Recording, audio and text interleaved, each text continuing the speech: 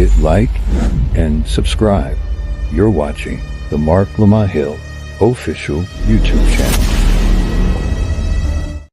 Peace, family. This is your brother, Marc Lamont Hill. Welcome to Night School. Every night here on the Marc Lamont Hill official YouTube channel, we hold Night School, where we break down the most controversial subjects, the most engaged debates, the most contested conversations going on in the world today. And tonight is no different. I'm so glad to see y'all.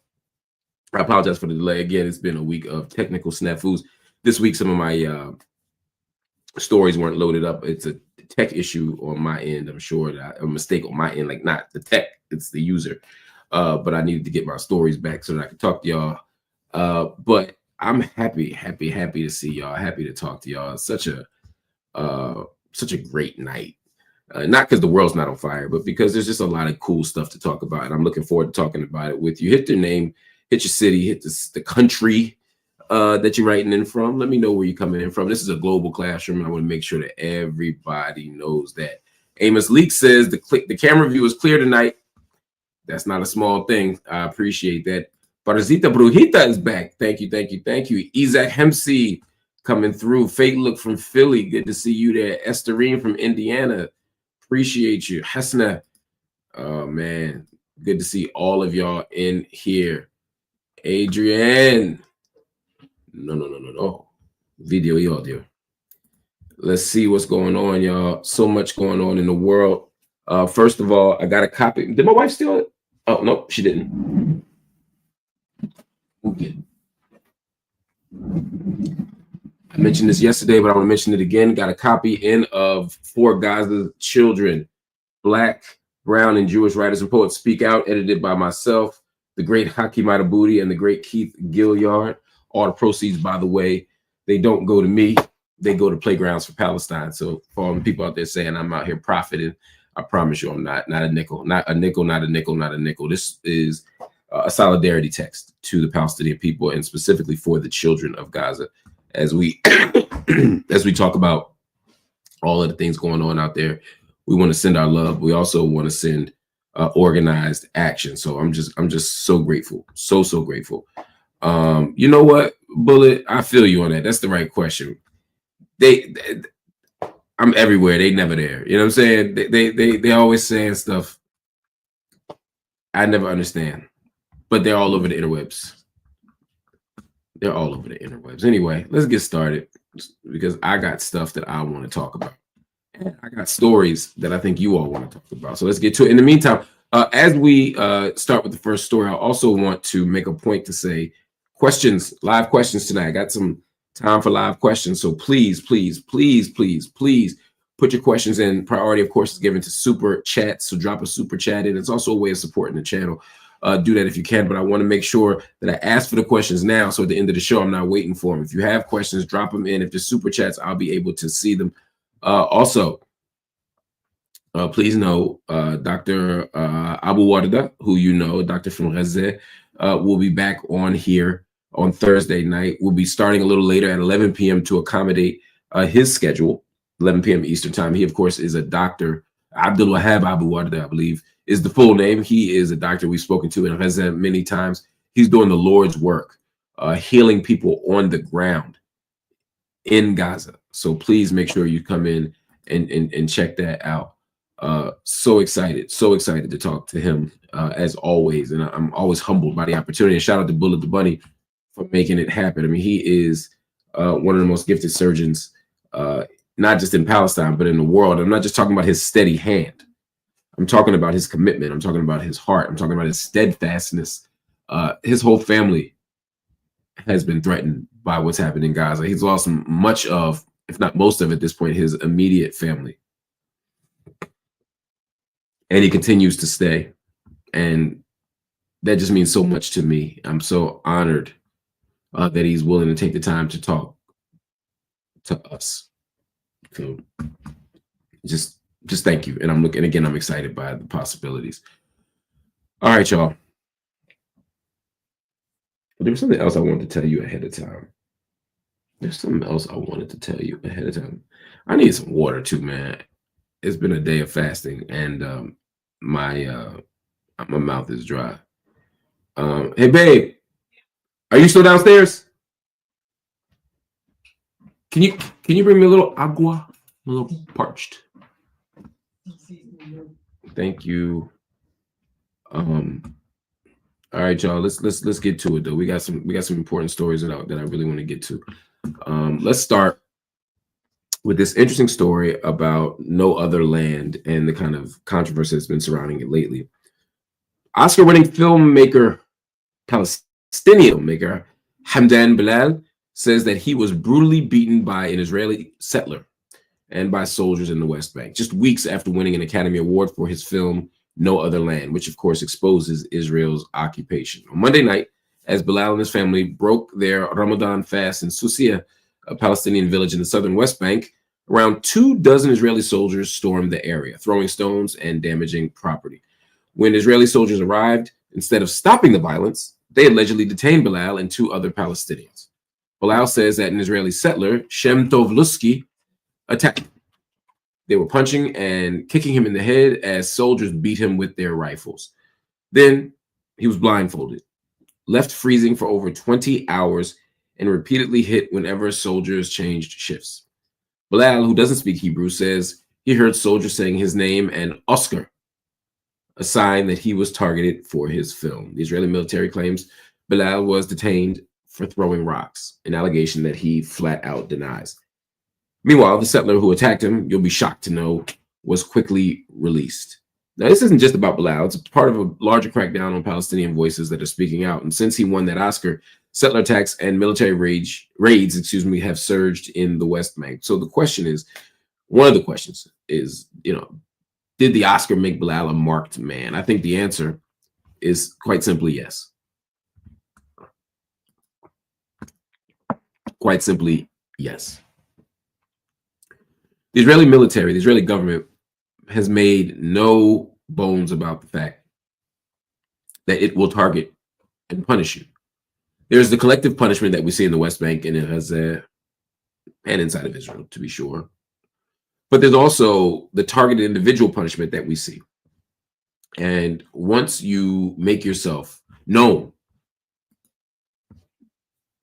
like Hamdan Ballal did, oh, you're on their list. And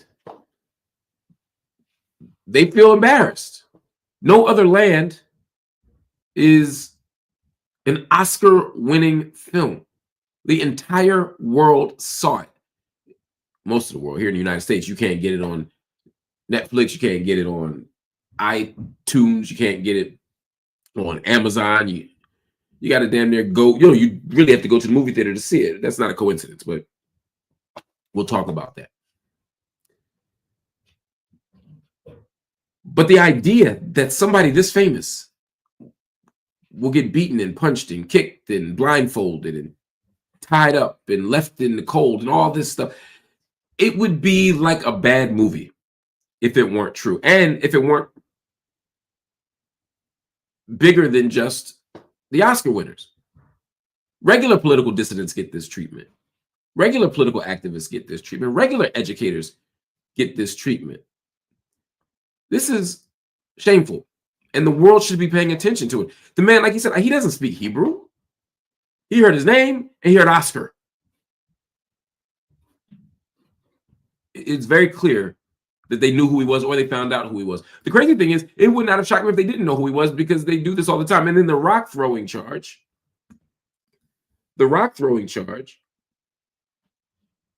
is something else.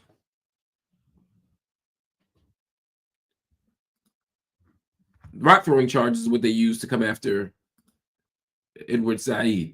Rock throwing charges is what they use to criminalize Palestinian youth all over the region. Rock throwing charges become something they use for everything from administrative detention to, they rock throwing is an easy charge to frame somebody for because there's a million rocks everywhere. Oh, he threw a rock. What are you going to say? Prove you didn't. And this becomes the narrative. Now, Hamdan Ballal says he didn't throw a rock. I got to believe somebody. I'm choosing to believe Ballal Hamdan because I know too many people who have been framed and lied on for that very thing.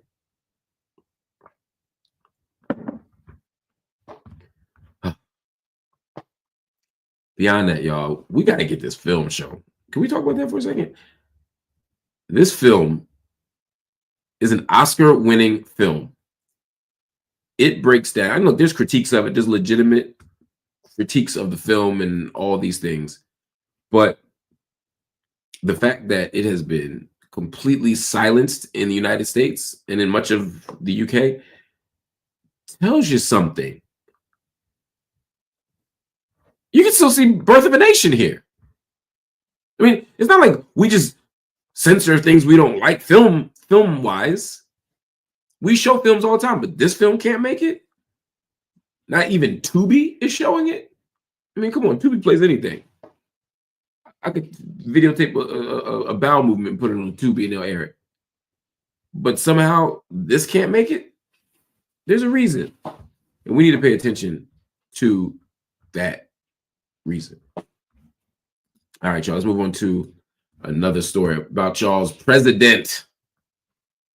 Donald Trump just shook up U.S. elections again.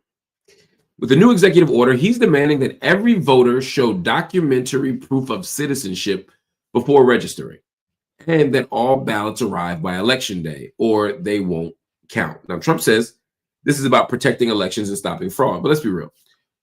It's not. He's been pushing this since 2020 when he got his ass whooped by Joe Biden. Now, he's never been able to prove widespread fraud, but still, he's threatening to strip federal funding from states that don't fall in line. Voting rights groups are already gearing up for this. It's going to be a fight in court. It's basically a modern day voter suppression law. It's a law that could block millions of eligible Americans from the ballot box, especially Black and brown voters who are less likely to have citizenship papers on hand. And here's the kicker. He ain't done yet. He says more election crackdowns are coming up in the next few weeks.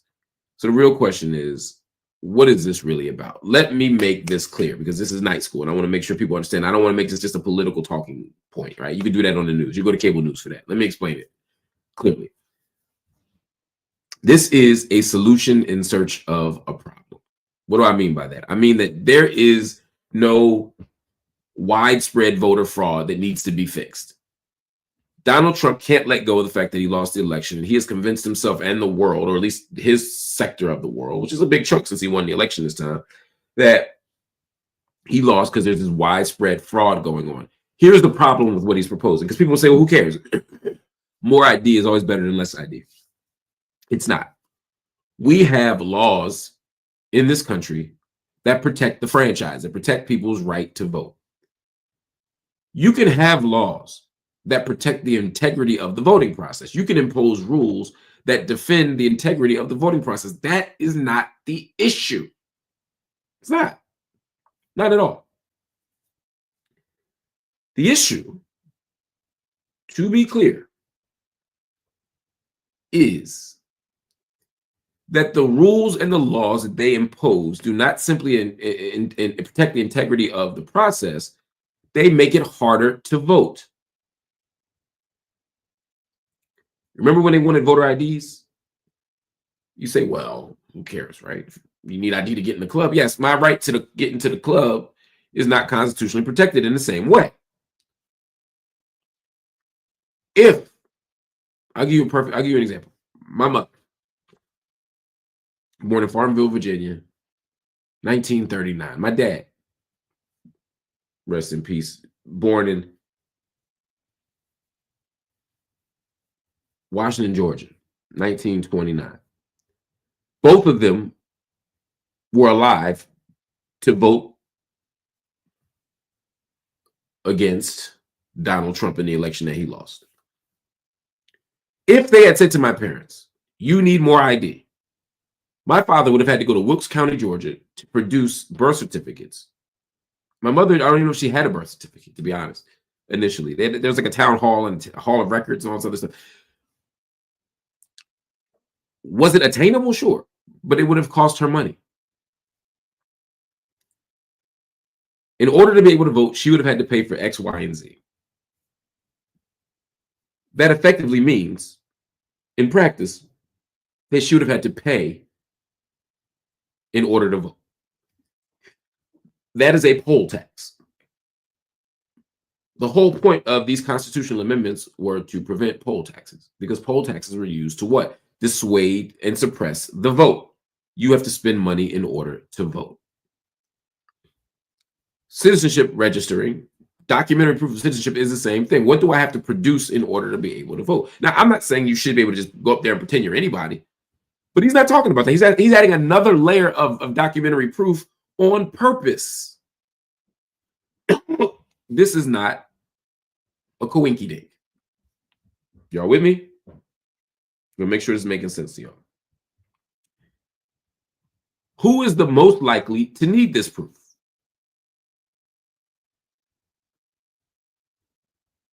Who is the most likely to not have access to this proof? Not because they don't deserve to vote, not because they don't have citizenship, but because they don't have access to the documents. Black and brown people. Again, it's not only a poll, it could be a poll tax, but it's also a suppression effort, and it also denies the right to equal protection. Now let's move to the next thing. All ballots must arrive by election day is absurd. Why? You can't control when the mail arrives. You can only control when you send it. If I'm a soldier, or I'm in the Marines, or whatever, and I vote by mail, or if I'm in some condition, some circumstance, whether I'm out of the country, whether I'm whatever, where I vote ahead of time. Let's say I vote a month ahead of time. Let's say I vote 3 months ahead of time, and my ballot does not arrive. Now I can't vote. Why is that a problem, you say? Well, because we could easily foresee a circumstance where someone could delay the delivery of mail. What if I'm a crazy ideologue, Democrat or Republican, who decides that I'm not delivering this mail truck with the mail in it, with the early ballots or the absentee ballots? We know that the soldiers tend to vote one way. We're just not delivering it. We'll deliver late. See what I'm saying? Not obscenely late, maybe a day late. Maybe the day after election. Just as one example. If it's postmarked, we can control that. But if all I gotta do is deliver that shit a day late, no, things change. Just another example. These things, now, if you said, but Mark, there's good reason why we're imposing this, I'd say, show me, I'll quote the great Luther Vandross, give me the reason. But again, there is no reason. This is a solution in search of a problem.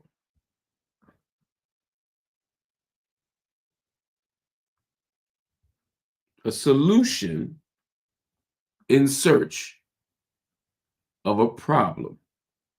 This is all about suppressing the vote.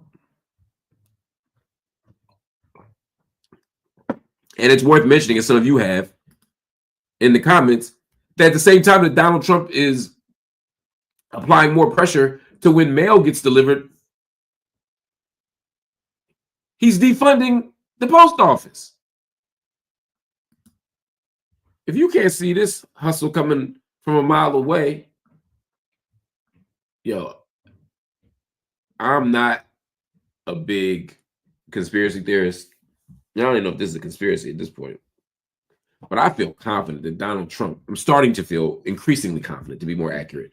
I'm starting to feel increasingly confident that Donald Trump is not trying to leave office. And if Donald Trump ain't trying to leave office, then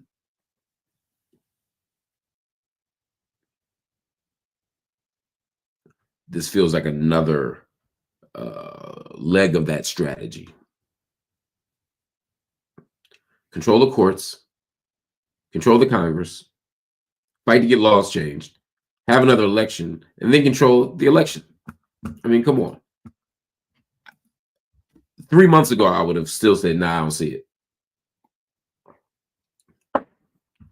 4 years ago, I said, "Oh, that's crazy, y'all tripping." Now, it's starting to look more and more like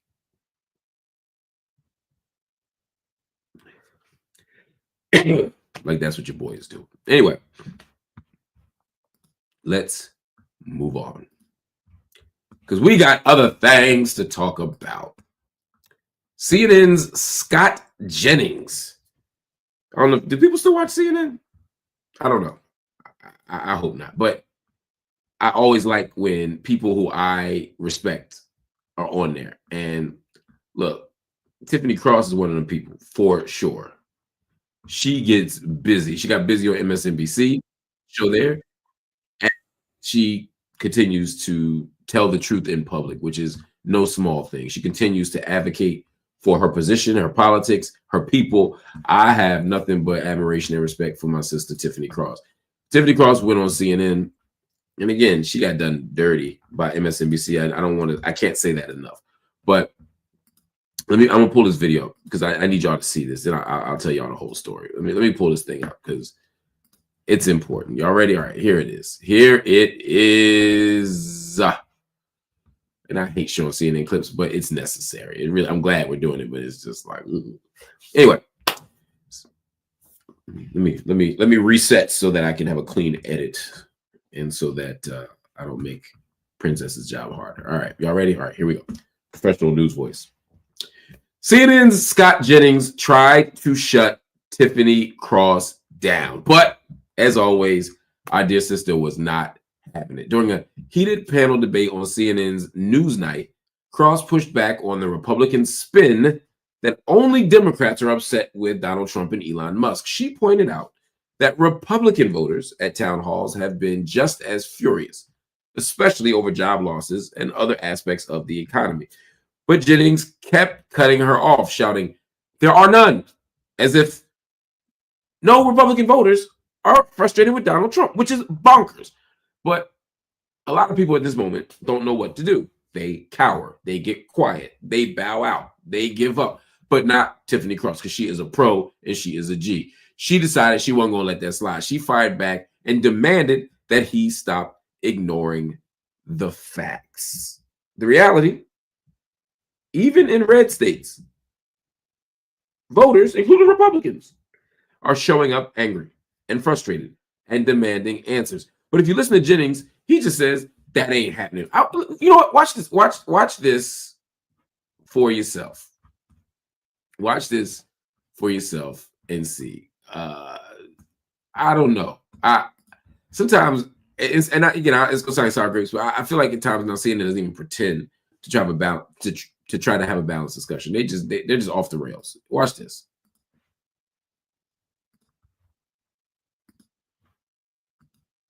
I feel like I'm taking crazy pills because the Democratic Party, on one hand, can't seem to figure out how to get the poll numbers right. But on the other hand, they're actually organizing. And I'm saying they're organizing because you heard Chuck Schumer himself said, go out and protest some of these town halls. That's what he said. So these are organized events by Democratic Party members, whether it's sponsored by the congressman or just like this group did, where they've held their own event absent the member of Congress.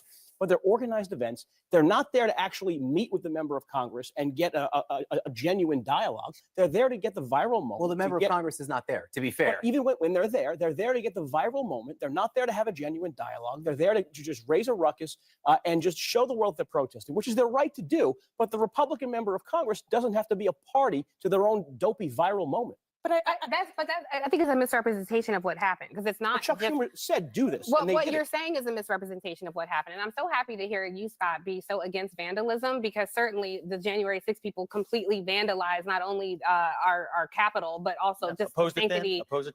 Yeah, good. I'm glad to hear that because not a lot of people on your side of the aisle do. But I think these are not just Democrat. I know these are not just Democratic voters. These are actually a lot of Republican voters. And respect to my sister Leah here because I appreciate your point.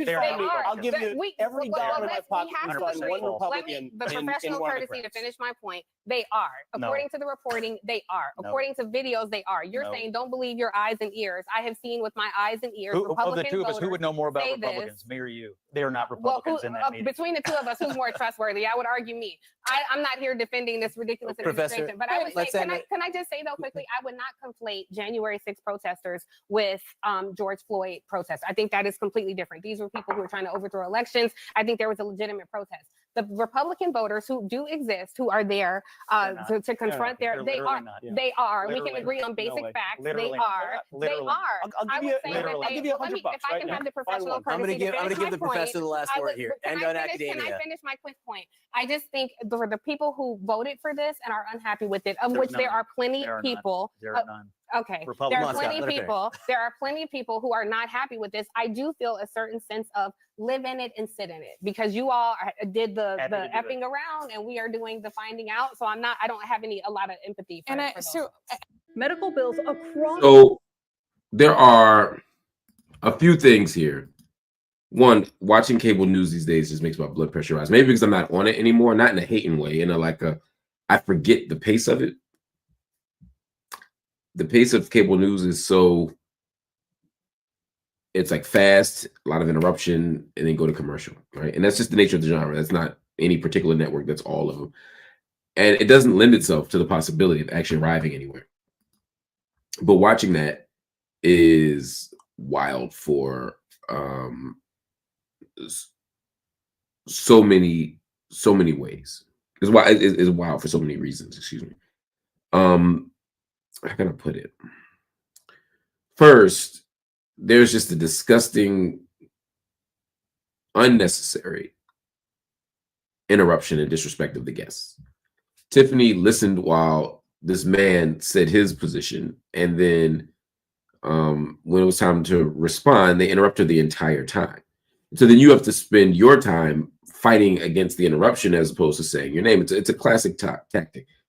They make these ridiculous arguments like, who would know more about Republicans, me or you? Arguments that resonate with idiots, but not with people with common sense. Yeah, he may know more about Republicans than Tiffany Cross, but that doesn't negate the fact that there's clear data. They're actually arguing that no Republican is upset with Donald Trump or feels dissatisfied with Donald Trump or with the Republican Party. That's literally what he's arguing. That is such an absurd argument that it should be rejected on its face. Nobody should be having a real conversation about whether or not 100% of any people are happy with everybody. But they're having it. And then the guy, I'll give you $100 right now. Name one. Like, what am I supposed to say? Harry Jenkins on 52nd Street? Like, it's a stupid tactic. He asked her to name one and she couldn't name one. She doesn't need to be able to name a name. What she can do is look at the videos, as she said. She can look at the data. You can look at the polls. Are most Republicans happy? Sure, but not all of them. And this isn't some pedantic 1.00001% or some shit. No, a significant slice are unhappy for legitimate reasons. There are a lot of Republicans who don't rock with Donald Trump. And even if they want him to be president over Biden, they still aren't happy for lots of reasons. But this becomes the conversation. And it's infuriating. And they kept trying to cut her off. And the thing you have to do when you're in those waters is not let them cut you off. You cannot let them cut you off. They'll make you look like the crazy, rude guest. They'll make you look like the angry person. But you got to keep going. Why? Because if not, your point will never get made. And so she fought to have her point made. And she made the January 6th point.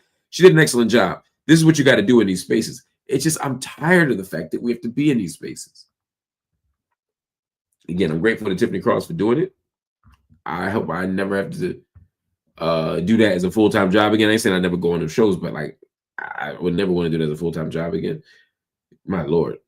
The gaslighting of it all. It's crazy. They're literally trying to tell you, he said not one Republican is upset with Donald Trump. Yeah. Anyway, I'm not going to belabor the point, but my God. And you're absolutely right. That does happen on Piers Morgan. Zakia, you're absolutely right. Zach, this does happen on Piers Morgan. It's rough. Somebody asked me if I think it might have been you, Tropical. The question was like, isn't Al Jazeera cable news? No, I don't think so. Why do I say it's not cable news? Well, it doesn't come on cable.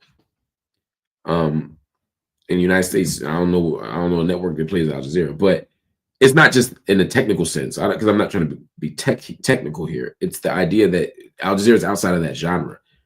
You know, when we have debates to 30 minutes, 20 minutes, you know, I'm not out here giving people 3 minutes to debate whether racism is real or not. You know, the BBC doesn't do that. There are lots of places that don't do that. Unfortunately, U.S. cable news does, and it cheapens the conversation. It reduces the conversation to next to nothing. It's tough. Anyway, somebody said the Piercification of these shows. I mean, I hear you, but I don't want to give Pierce that much credit or that much criticism. The truth is, cable news has been like that since Crossfire, the original Crossfire. I mean, Tucker Carlson back in the 80s or 90s, I guess, late 80s, early 90s, was involved in this kind of stuff. I'm not blaming Tucker Carlson. I'm saying CNN, and they had people like Tucker on and others to debate. And the idea was, you know what? We get higher ratings when people are arguing, not when they're having spirited dialogue, not when they're having a panel of people who happen to disagree, but when we have a head-to-head battle that looks more like professional wrestling than intellectual engagement. It's difficult. And yeah, ratings. That's the answer. Sadly, that's the answer. Anyway, let's move on to another story, because this one is interesting. This is the one I've been wanting to talk about all day. I can't wait to talk about this one. Bernie Sanders and Alexandria Ocasio-Cortez are shaking up the scene with their tour, the Fight Oligarchy tour, which is drawing lots and lots and lots of people. I'm talking about more than 86,000 plus people in Arizona, Colorado, Nevada. A lot of people. That's a lot of people. It's a lot of people at any time, but in a non-election year rally, wild. Now, Sanders is calling out Donald Trump's authoritarianism. He's slamming the attacks on education, immigration, democracy.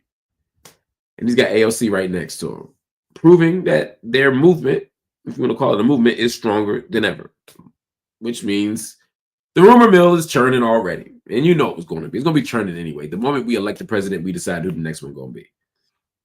But people are specifically talking about the possibility of a Bernie AOC ticket in 2028. A Bernie AOC ticket in the year 2028. Some of y'all getting excited by this, just me saying it right now. I know who you are, and I'll tell you why you're crazy. Some say AOC has the juice to lead the Democrats into the future. Others are whispering about a primary challenge against Chuck Schumer to lead Democrats in the Senate. AOC, I can see her doing any of those things. But there's another question, a more fundamental question for me.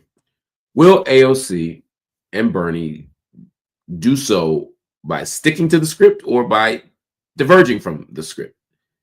For years, remember, they got dismissed as the radicals. They said Bernie was too left. They said AOC was too left. But now they're drawing historic attention. They're forcing the party to watch them.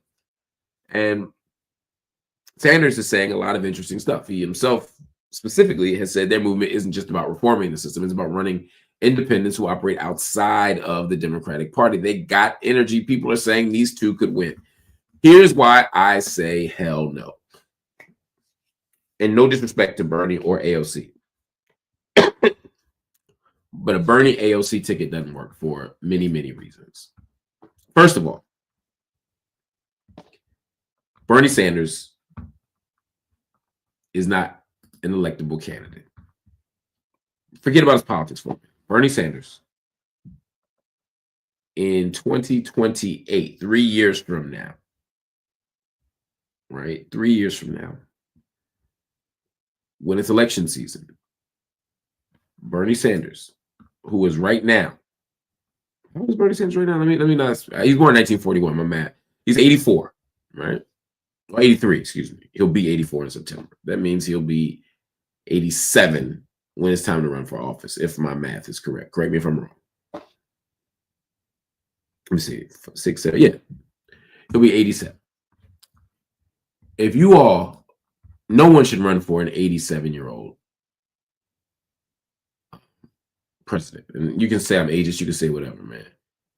Nobody should be voting or even running for office at 87 years old. That's irresponsible and stupid. And y'all can say whatever y'all want. I don't care. I know I ain't wrong about this. That's first. So it's a non-starter because I don't think he can run. Somebody said, I'll take him if he has a good running mate. Then take the running mate. That's first. But let's get to the more fundamental issues.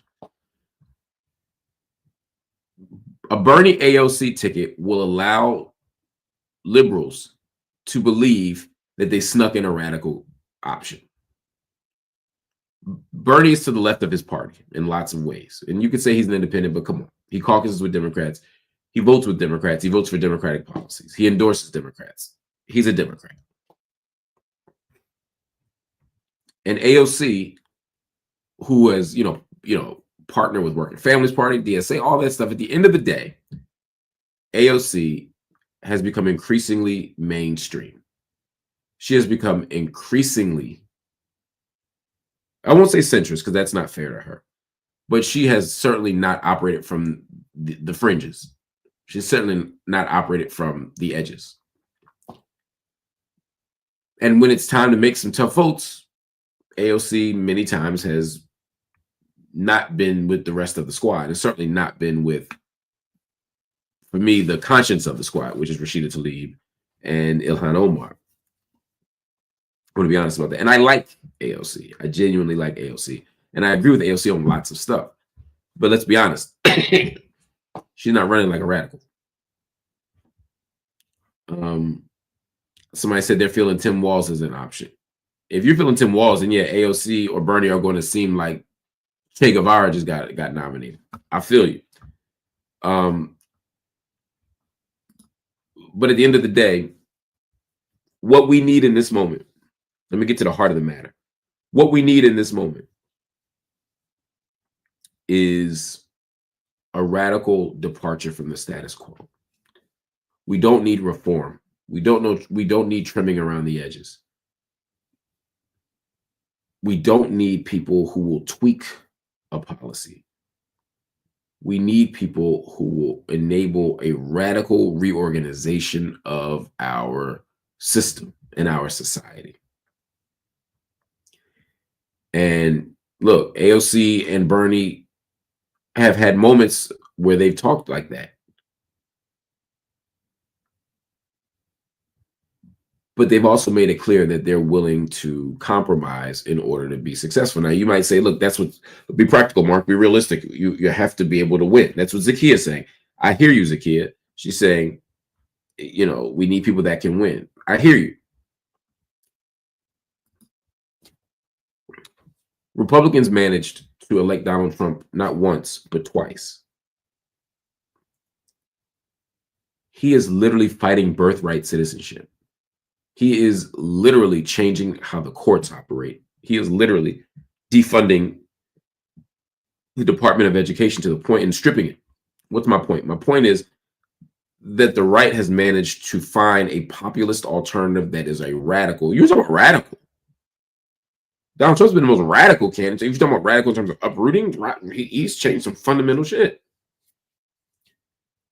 So I don't buy the idea that we can't have a populist candidate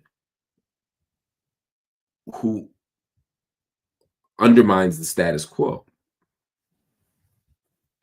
Charles, you saying Trump is losing his populism every week? Maybe, but where he's losing it from? The White House. Give me one of them. Give me two of them. I no longer want to vote for two things. One, people who can't win. I feel you. But also, I don't want to vote for people who represent a compromise, not just in our politics, but our values. So let's find somebody who can win, who actually will change this crazy world. And let's stop pretending that the left can't win if we fight. Bernie could have beaten Hillary. He probably did. The Democrats took Bernie's nomination from him, and we let it happen. if we're going to win elections, we need to put forward people who represent our values and our interests. Look, I think AOC has the possibility to be a very interesting and compelling and powerful candidate. But what AOC are we going to get? We're going to need the AOC who initially showed up on the scene. This AOC looks like she's certainly more politically mature, but also more pragmatic, more careful, more careerist.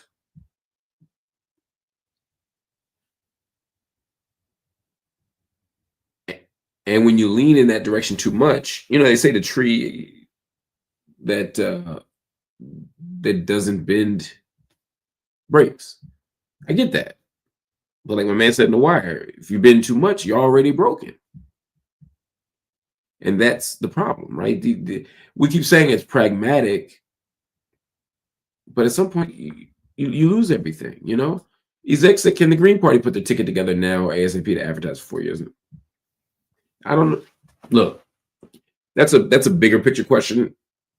Whatever we put forward, and I'm a Green Party member, so I hope that the Green Party does put forward an amazing candidate who can usher us to victory. Whatever we do, though, it can't be more middle-of-the-road milquetoast Democrats. It also can't be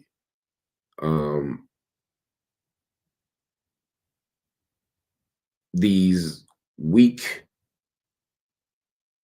they're like 1960s NBA point guards. They fake left, always still go right. You know what I'm saying? Like, I need them to actually go left. That's all I'm gonna say. And please, I'm saying Mark Cuban. Come on, y'all. Tim Walz was a bad idea. Mark Cuban is a terrible idea. Come on, y'all. No billionaires. No more billionaires, y'all. Anyway, let's move on. Ooh. Texas Representative Jasmine Crockett. Y'all know her because she is everywhere. She is hot as fish grease. I mean, I see her on the media scene. I see her on the ground. I see her organized. And I see her advocating. She's become one of the rising stars in the Democratic Party. Well, this Texas Congresswoman is catching some heat because she called Governor Greg Abbott Governor Hot Wheels at a human rights campaign dinner, which sparked significant outrage from Republicans and from disability rights advocates. Crockett is obviously known for fiery rhetoric. She got called to the carpet for this, and initially she stood 10 toes on it. She was not backing down from the comment, but later she clarified that she wasn't mocking his disability. She was calling out his migration relocation policies. Now, there are people who defend her saying, look, her record fighting for disability rights speaks for itself. Others say that this is a moment where the Democratic Party is going to be tested for its claims of being inclusive. Now, Randy Weber, he's a Republican out of Texas, one of her Texas colleagues, wants her to be censured over the remarks. Are you fucking kidding me? All right. And I'm going to play this for you because I want y'all to hear it for yourselves. I don't want y'all to, again, think that I'm being misrepresentative of what happens. I don't want to overstate or understate what she said. Here's your sister. And the only thing hot about him is that he is a hot ass mess, honey. So yes. One more time. Because we in these hot ass Texas streets, honey. Y'all know we got Governor Hot Wheels down there. Come on now. And the only thing hot about him is that he is a hot ass mess, honey. So yes.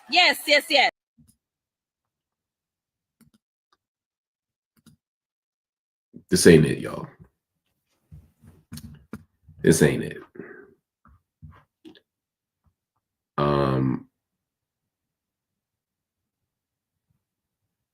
I see y'all saying it's so interesting.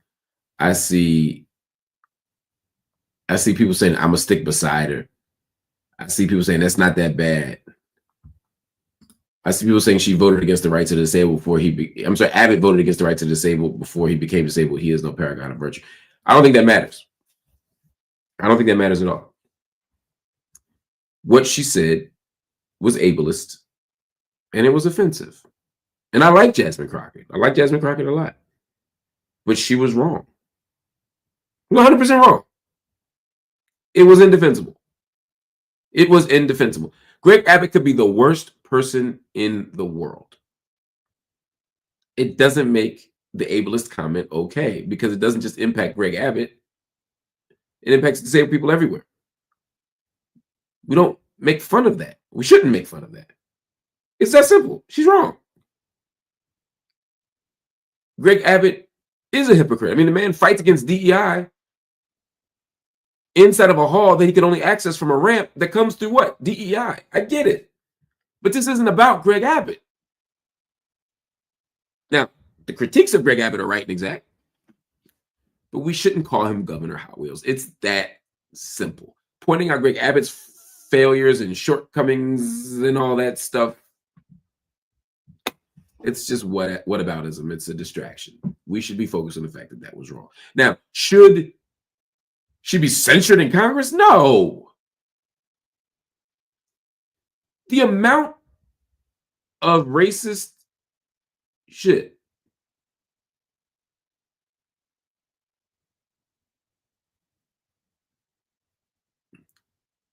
that comes out of the mouths of people in Congress that has not been censured.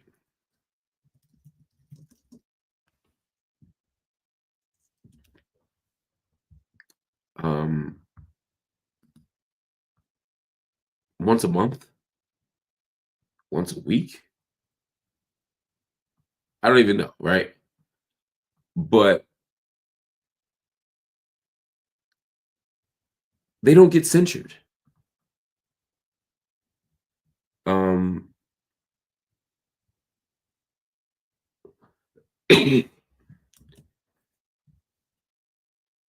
Sexist comments, ableist comments, they don't get censured.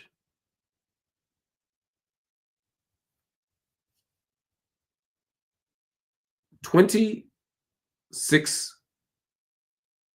people have been successfully censured in the history of the United States. 26 Klan leaders haven't been censured. Rapists haven't been censured. Child molesters haven't been censured. We are not going to censure Jasmine Crockett because we've set a standard and a precedent historically. If 26 people in the history of the United States are censured, this don't make the cut. Let's not be stupid here. She should apologize because she said the wrong thing. And then we should move on. Jasmine Crockett does have a record of defending disability rights. She's not a bigot. She just said something that was messed up, and she should apologize for messing up. It's not whataboutism. It's not any of that. Just apologize and move on. But my Lord, that was not a good look.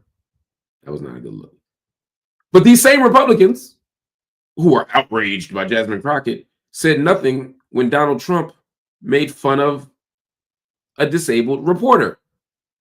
When he did the hand gesture and, you know, all the stuff. Let me see if I can. Y'all know what I'm talking about, right? He mocks so many people. Let me see if I have it. Yeah, here it is. This is Donald Trump.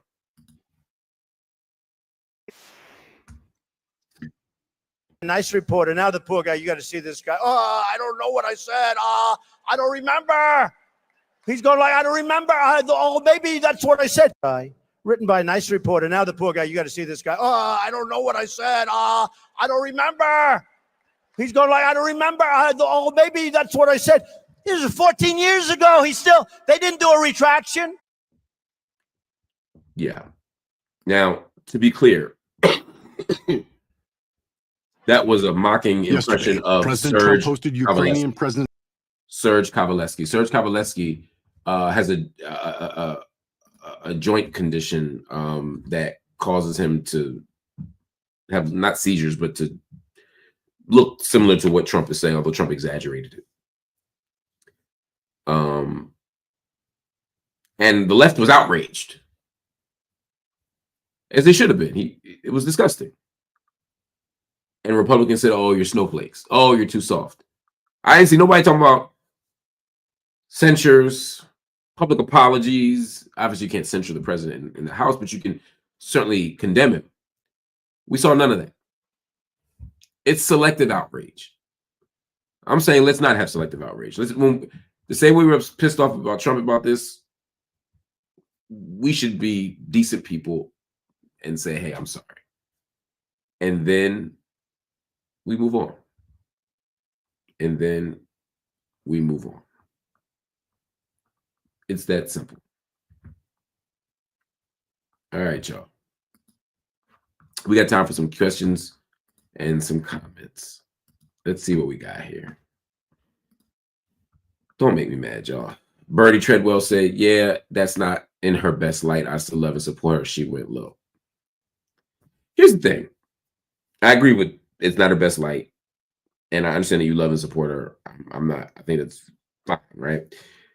For me, it's not a go low thing. I'm not like, oh, they go low, we go high. I'm not about that shit. I'm about winning. Let's win. Let's do the right thing and let's win. I'm not saying that we have to be pristine, pure. This isn't politics respectable. It's none of that. I'm saying, you know what it's like? It's like when people call Black Republicans Uncle Toms. I'm like, okay. But when a white person does it, I'm sorry, when a white person calls a Black Republican an Uncle Tom, I'm like, you might be right, but it ain't for you to say. Some things just shouldn't be said. By you, by certain people, by me, by whoever. When people were coming after Kamala Harris with misogynistic attacks, you can call her a war criminal. You can say all the reasons you don't want to vote for her. But calling her sexist, misogynist epithets, that's not okay. And we can call out both. That's not about going high. It's about modeling and living our politics. Otherwise, what are we talking about? Hellboy King said, "I appreciate what you do, Mark. I appreciate you too. Thank you so much for the generous donation, and thank you for the support and love. I really do appreciate it more than you could imagine." Connor Saxon said, "Would you do another conversation with Destiny? His audience seemed to respond well to it last time." I would. Under the right circumstance, I'd love to. I don't know what we talk about, but I'm open to having all kinds of conversations. I love to have good, interesting, deep, informed conversation. It's like MC gifted a membership. Thank you for the generous donation. Oh, hopefully someone out there will match. Well, who's going to match Isaac Hempsey? This gifted a membership tonight. Thank you, brother. Hopefully somebody grabbed that joint already. I'd love if 10 other people could match him gifting one membership, or if one person can match with 10 memberships or whatever. I'd be grateful. Jazz LP, Dallas's finest, said Brittany C., attorney for education department here in Dallas, was fired. Donald Trump, union leader. She oversaw the department for disabled children. She was on CNN the night before last. Would you like to have her on the show? Absolutely. Absolutely. I'd love to have that conversation. If you can make it happen, that's even better. You can help make that coordination. Bring It to Green said, let's keep an eye on the inevitable suppression or oppression on deck for El Quds Global Week, and check out the actions and events near you. El Quds is Jerusalem as well, y'all. Anyway, I agree. We'll be making ourselves aware here on the channel of actions and events, and hopefully we can promote them and put a spotlight on them, because repression, suppression, oppression, it's all happening right now. Juggernaut Magnum said an indigenous address-based voter suppression. That's right. Going back to the voter suppression story, when Donald Trump is doing all these things around citizenship and all the stuff around proving citizenship in order to vote, part of what they're also suppressing is address-based voter suppression, you know, making it harder for people with certain addresses, people who live in reservations, etc., to be able to vote legally and make it count. Muzia said, screw the BS. We want Marc Lamont and Hassan Piker. I don't know. I can't speak for Hassan Abbey, but I'll tell you this. Marc Lamont Hill ain't running for nothing. Except the ice cream truck. Qatar is stopping you from speaking on Hamas protest. No. I do a Gaza report several times a week. We've been doing it for over a year now, almost a year and a half now. We sort of started doing it again in the last few weeks on a regular basis, a few times a week. We didn't do a Gaza update today, but we'll do one tomorrow, and we'll cover all the things that